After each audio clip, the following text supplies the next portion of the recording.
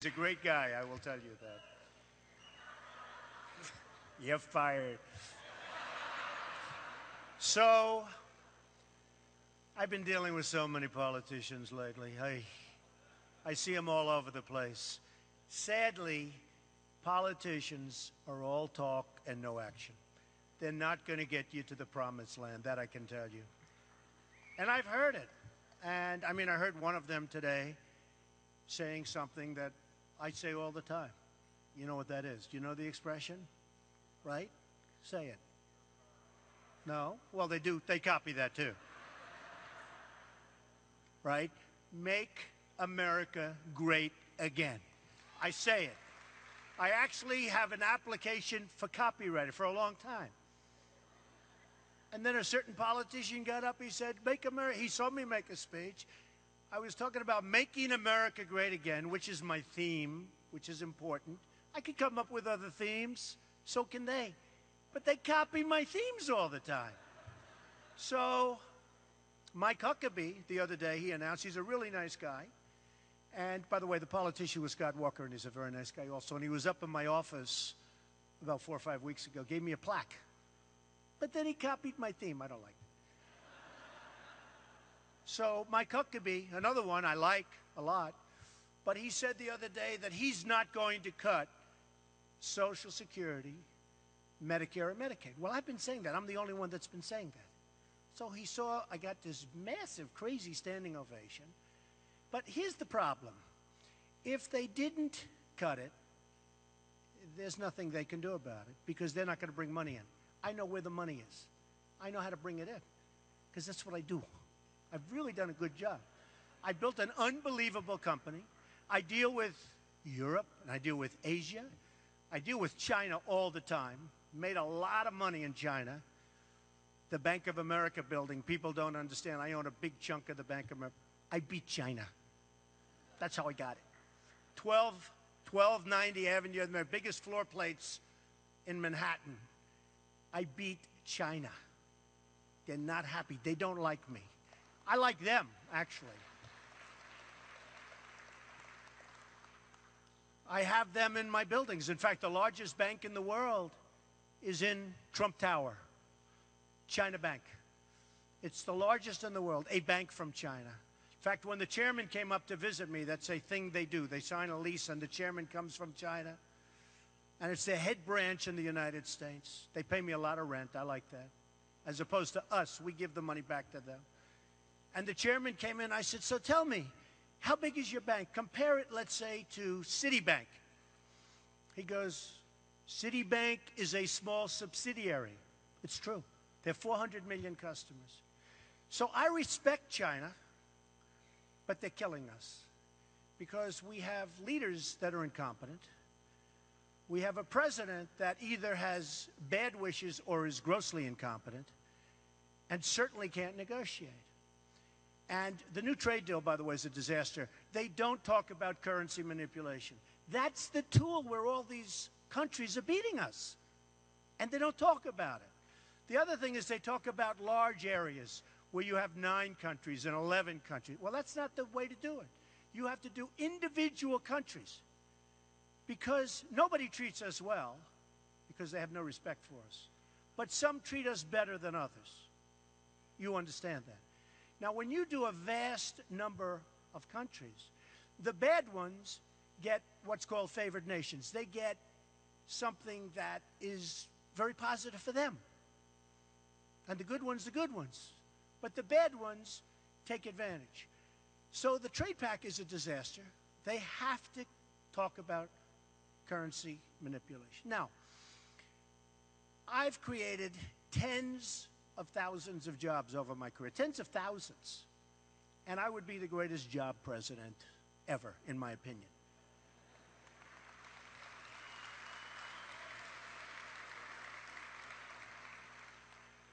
But I really think I'd be even better at security. When I look at what's happening and the stupidity of what we're doing, as an example, fairly recently, we were helping what's left of Iraq. Think of that, what's left of it.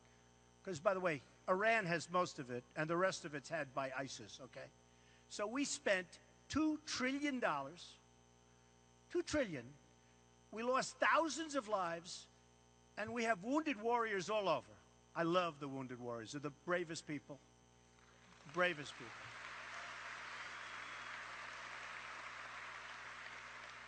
And I see them, the wounded warriors. And so many of them aren't even wounded. They have no legs, in some cases, no, in some cases worse. But their hearts are unbelievable. They love the country. They're unbelievable people. And I help them a lot, and I love them. But think about what they ended up getting. So the other day I'm watching, and I'm seeing our great leaders, and in particular our president, explaining what we're going to do about a certain battle that took place a couple of months ago. And he's saying, we're going in 2 weeks. And we're going to hit him here and hit him there. And I'm saying, well, he must be smart. I'll bet he's telling him the opposite. It's subterfuge. But it wasn't. And I'm saying to myself, can you imagine General Douglas MacArthur? I was a big fan of MacArthur. Best grades in the history of West Point, General Douglas. To this day, General Douglas MacArthur. I was a big fan of his. General George Patton, I was a great fan of his. He was tough. Tough. Can you imagine if we had these guys today? I mean, can you imagine? Yeah, forget it. But as our president is saying when we're going to attack and what we're going to be doing and how we're going to be doing it, I said, can you imagine these people? They must be spinning in their grave when they watch this. They must be spinning. So I actually think that, and I'll be making a decision very soon. I think a lot of people are going to be very happy, and some people are going to be very surprised. And you have a very dishonest, I have to say this. I've dealt with usually the financial press, and I found them to be great. Of course, it's easier. You know, you have X dollars. It's like sort of easier, maybe. But I find many people in the political press to be great, but many, many, many people are very dishonest.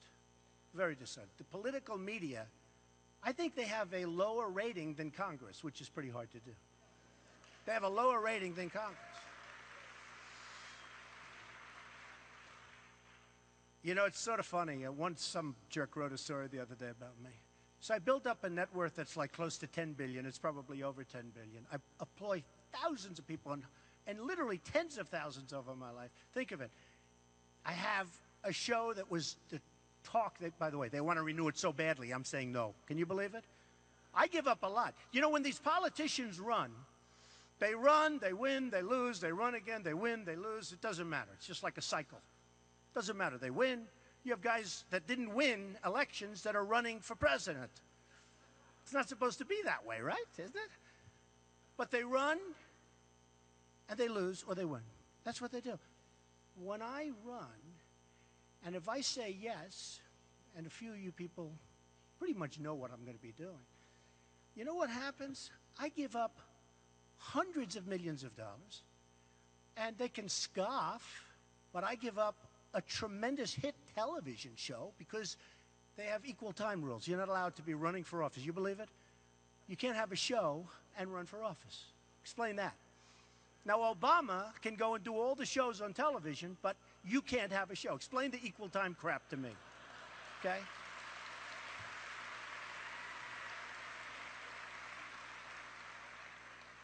So, we're going to do something, I think, that's going to be very earth-shattering.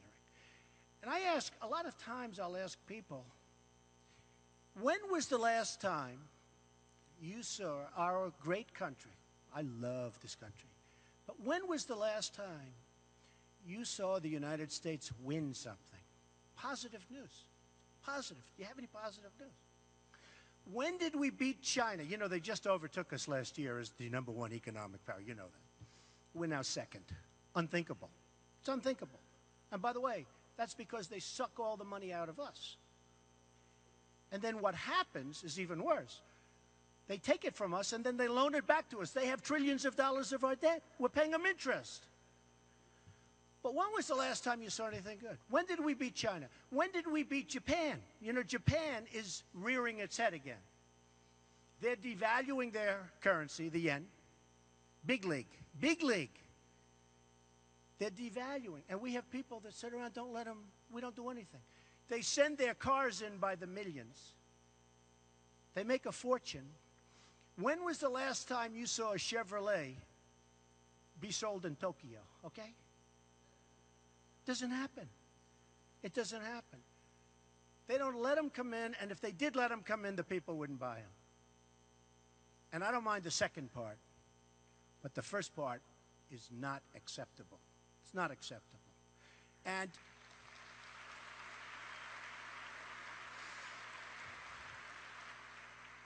so a friend of mine is a great manufacturer, and he calls me up. I told the story last week, and people said, please repeat it. He manufactures really good. And he sends stuff, and he calls me up. He says, oh, I'm so distressed. Why? Because I can't get my product into China. I said, you can't? Tell me about it. I want to make a speech about it. He said, I can't get it in. You know, we're supposed to have free trade. It's a lot of crap. We're supposed to have free trade. Free trade. He said, I can't get my product into China. Calls me up a week and a half later. They've accepted my product. You know, they find all sorts of reasons, even though it's much better than the product they make. Then he calls me up a week. They took it, but they're charging a surtax of 42%. I say, do people know this? Now, if you look at our trucks and things that we send into China, if you look at Boeing, how about Boeing, where they take all their technology? I love Boeing, and you love Boeing. Boeing is great. I happen to own a Boeing. I like Boeing. You know, I have a lot of choices. But they wanted their technology. You know that. You've heard that. And be careful with Boeing, because China's taken it. They said, we'll buy your planes, but we want to take all of your patents, all of your technology. We want everything. Well, we're not buying from you. And now they're building massive plants to create and build airliners, okay? I'm not saying wrong. Look, I love the Chinese. I respect them. I told you I have tenants, but they buy apartments. They pay me $25 million, $35 million. What, am I supposed to dislike these people? I love them. Who ever heard? I build an apartment, I sell it for $35 million, and then I'm supposed to dislike them? I respect them, and they respect me. You know, it's sort of interesting. There was a story in Business Week magazine. The 10 things that China most wants. Now think of it. Who hits China more than me? With respect, I hit them. No, it's true. It is respect. Their people, their negotiators are much smarter and much better than us. So it is respect. But what happens is the 10 things that China wants the United States, right? They actually want the whole United States, but forget that. One of the 10 things is anything Trump. Can you believe it? I hit them and they want anything Trump. They love my product, my buildings, my everything. They love Trump because I think they respect me. I think they respect what I say. I have friends in China that call me and say, and I won't imitate the accent because they'll say it's racist to do that. So I'll give it in an American accent. Is that okay? I do that for the press. But I have friends in China that call me and they say, Donald, I can't believe that we're able to do these things that we're doing to the United States. I can't even believe it. What we're doing. Have you seen the deficits that we have with China, with Japan, with Mexico? Massive. We're losing fortunes, and we're losing our jobs, and we're losing our manufacturing. What do you do about it? Now, I had one person say, oh, you started talking about China, but you didn't say what to do about it. I said, you know, that's a good point. A reporter who I actually respect. He said, you talked really nicely. He gave me the highest mark for presentation, but not for content. I thought my content was better than my presentation. But he said one thing that made sense to him. He said, you didn't say what you do about China. You tax them 35% if they devalue their currency. And if they don't get their currency up, you tax them more. And the real number is 42%, by the way. And that's the tax that they're charging people in some cases. So you tax them 35%. You probably won't collect the tax, unfortunately, because they will behave so nicely. They will go down the tubes so quickly. We've rebuilt China. They've taken so much. You know, Apple. I love Apple. It's great. I have Apple stock. I did well with Apple stock. I'm not a stock person. I don't believe, you know, I like to control my own destiny. But I bought some stocks. One of the stocks goes up like a rocket. But do you consider that really an American company where 100% of their product is made in China and a couple of other places? And then they say, we're going to open up a factory in the United States. You know how many people are going to be there? About 3. It's like a PR statement. So China, just to solve my problem with this reporter, who, again, I respect greatly, and I think he's right. I would tax China, big league. And I hope they don't behave. I really hope they don't. Now, a lot of it's the messenger. You know, you could have one guy go in and say, we're going to tax you, and they'll laugh at him. You could have another guy go in, we're going to tax you, and they'll be petrified. The messenger. I'll give you an example. This deal with Iran is a disaster. It's a disaster. And so I wrote a book called The Art of the Deal, which I think everyone in this room has read, except for the people that are negotiating for us. They're babies. They're babies. So we have now 4 people over there. It was 3, now it's 4. They are living. One's over there because he's a Christian. I'm Protestant. He's a Christian, and he's in a cell because they're Christian. He's a pastor. You know all about it. Correct. And he should be out immediately. Immediately. Correct. So we're negotiating nuclear. Now, the messenger. Remember the messenger. I have people that work for me. They went to Harvard. They went to the Wharton School of Finance. They go in. They don't do a job. I go in. I do the job. I say, what's wrong? Usually I fire these guys. I pay them a fortune. They go in. The same words, same everything. They don't come home. What you do is you go in and you say, fellas. Now, in all fairness to the ladies, they're all fellas on the other side. They haven't figured out that the ladies are smarter than the men. They haven't. In about 150 years. No. In 150 years, they'll figure that out. But right now, I hate to say it's all men on the other side of the table. I would say, fellas, you got 4 of our people. Before we start the negotiation on nuclear, and nothing more important than nuclear, because the power of those weapons.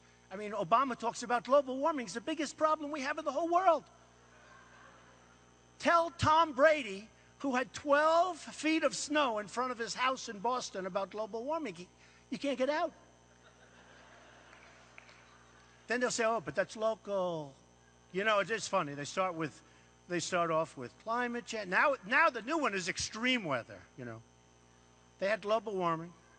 That didn't work. Got too cold. They then had, it's true. They then had climate change. That wasn't going great. But now they came up with the beauty, extreme weather. Do you ever notice? That's the new word. And by the way, I believe in clean air. You know, you will not believe it. I've gotten so many environmental awards. People don't believe it. But I believe in clean air. I believe in all of that. I believe in everything. But I'd go in and I'd say very nicely, fellas, you got these people, let them out. Let them out. You don't want them. You don't need them. In a vicious prison, by the way. A prison that doesn't get worse. You got 4 people. It was 3. You got 4 people. They now have a writer. You got 4 people. Let them out. You don't need them. We want them. Our people are going nuts over it. Their families are devastated. Let them out. Sign of good faith. Sign of good faith. I'll tell you what will happen. Now, it's the messenger. Remember, it's the messenger. They'll say, great, we'll let them out. We don't even ask. We have never even brought up the pastor's name or the other names. We've never even made them a part of the negotiation. Stupid. Now, what happens, I guarantee, if I was in that position, they'd let him out. But if they didn't, the 5% chance, it's maybe less. Because that's, make it like, it's good for all of us. It's good for you. You want to make a deal. If they didn't, I'd walk out of the room and say, there's no deal. Because you can't deal with the people. They're unreasonable. Now, how about this? How about this? So we're paying them $700 million a month. We're paying Iran. Anybody know that? Got announced about 4 or 5 weeks ago. Reparations. We're paying them $700 million, billions of dollars. And the person that's in charge of the negotiation, Marie Harth, who's very nice. I love her glasses, those big, beautiful glasses. She said in a statement, we didn't want to talk about that we weren't paying them, but all of a sudden we started paying them. So we're giving them I think it's $710 million a month. $710 million, that's serious money, no matter how rich you are. And Marie said, because the question was asked, why don't you make that part of the nuclear negotiation? We don't want to complicate the nuclear negotiation. We don't want to complicate. Say, excuse me? One thing has nothing to do with the other. We don't want to complicate the nuclear negotiation. Do you believe that? So we're dealing with babies. And I call our president the 5-to-1 president. We got Bergdahl. They get 5 leaders, killers that want to kill us all. And they're all back on the battlefield, by the way. And we got this piece of garbage named Bergdahl, who years ago...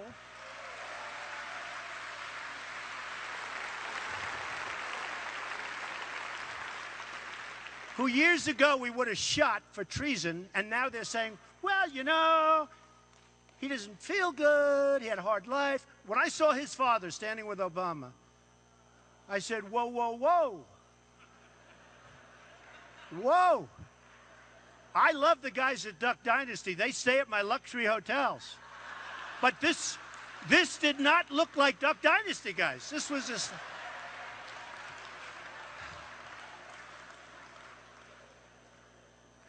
So even though some people are copying my expression of make America great again, they'll never be able to do it because they don't have the ability. I'll tell you another. I don't need money. If I run, I don't need any money. I made a lot of money. In fact, one of the things I'll do is show I made a lot of money. And if I run, I'm going to put all of the brain, 100%, 110%. I don't care about a building. Do I care? I'm building on Pennsylvania Avenue, brand new. I just finished Doral in Miami, most incredible. Took an old place, tired. I made it the hottest club in the country, hottest resort in the country. The old post office on Pennsylvania Avenue, right between the White House and Congress. Going to be. I don't care about that. I don't care. My daughter Ivanka. You ever hear of Ivanka? It's very smart. She can run it, enjoy it, have a good life. I would put 100%, 150% of my energy into making our country rich again. Now, somebody said, oh, don't say that. That's not nice. You're talking about money. You're talking about rich. I said, what's wrong? If we don't become rich, then these dopes that want to cut your Social Security because China's taking all our money, and Mexico, the worst. What they're doing to us on the border is incredible. It's incredible. People coming over like a sieve, and they're taking our jobs. They're building factories. Ford just announced a $2.5 billion auto plant. They're going to make the cars there and give them to us. That means we're not going to have the jobs. I would call up the head of Ford. I'll give you an example. I wouldn't even get one of my friends from Wall Street. I know all the killers. I have the good ones, the bad ones, the stupid ones. I know everyone. I know the underrated ones. You know, some are overrated. Some of the guys you read about, they're overrated. But I know the really, but I wouldn't even do that. I'd do this is too easy. I'd call up Mullally, who's a great guy. I'd say, listen, congratulations on your plant in Mexico. I think it's great, $2.5 billion. But here's what I'm going to do. I'm going to charge you 35% on every car that comes into the country.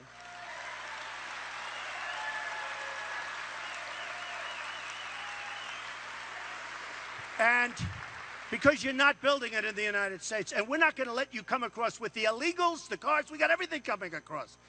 We got illegals, we got free cars, we got no jobs.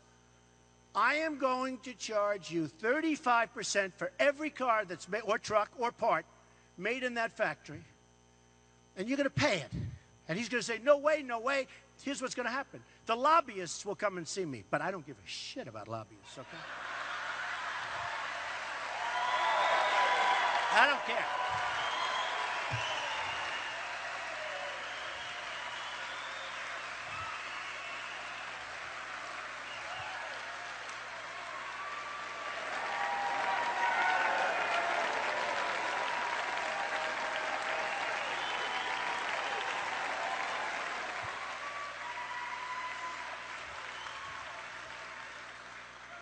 So the lobbyists will come and see me. Or some guy that gave me $100,000 campaign contribution, puts it in a pack. A pack. How about these packs? You're not allowed to talk to anybody once the pack is formed. You can form it, pour money. You're not allowed to pack. Give me a break. They all put their best friend in charge. They don't talk. They go play golf. They don't talk. Let's not talk about the pack. But I don't need packs. I use my own money, you know. But some guy puts some money into the pack. And they go to the president, not me, And they'll say, you know, this guy gave you $100,000. You're really killing him. He's got Ford stock. Or he's got something else. Oh, I didn't know. Oh, okay. Okay, you can build and we won't charge you. That's the way this country's run. Look at what's going on with Hillary. Look at all those deals. They're saying, no deals. Give me a break. Every one of them's a deal. But every single person will be bought off by the people, by the lobbyists, by the funds, it's all of it. With me, you know what I'd say? Hey, forget it. Now, let me tell you just to end. So here's what's going to happen. Mr. Mullally, the head of Ford, will call me up. First he'll be irate. How dare you? This is free trade. And I say, no, it's stupid trade, not free trade.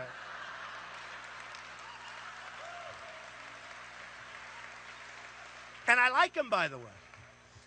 So call me up and say, he'll call me once, please, call me again.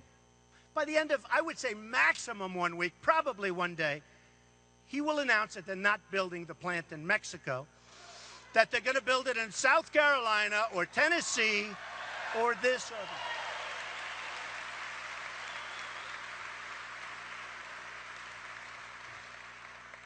The politicians will never get you there, believe me.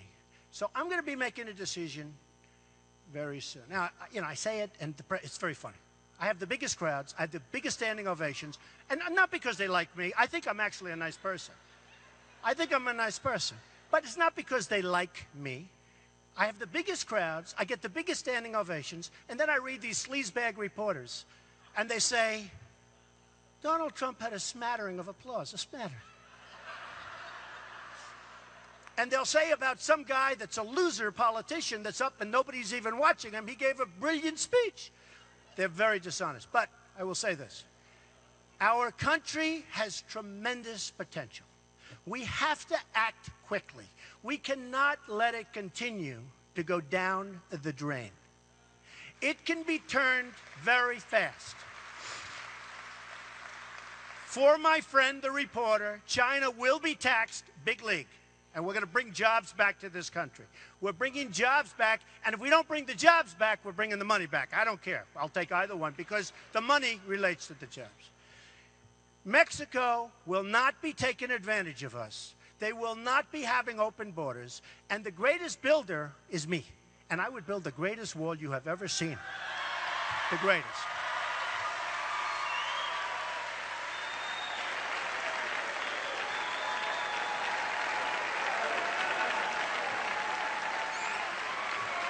Thank you. Thank you. And just to finish, you know who's going to pay for the wall? Mexico. With all of the money that they have taken from us, they will be paying for that wall. Ladies and gentlemen, thank you very much. We'll be talking to you soon.